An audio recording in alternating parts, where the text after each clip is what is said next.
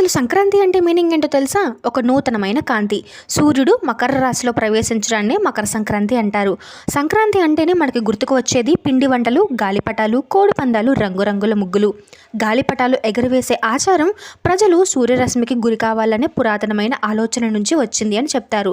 సూర్యకిరణాలు గురి కావడం వల్ల చర్మ వ్యాధులు మరియు చలికాలానికి సంబంధించిన రుగ్మతల నుంచి దూరం చేయడంలో సహాయపడుతుందట. కోడిపుంజుల కోసమే ప్రత్యేకంగా రాయబడిన శాస్త్రం ఏదైనా ఉంది అంటే అది కుక్కట శాస్త్రం.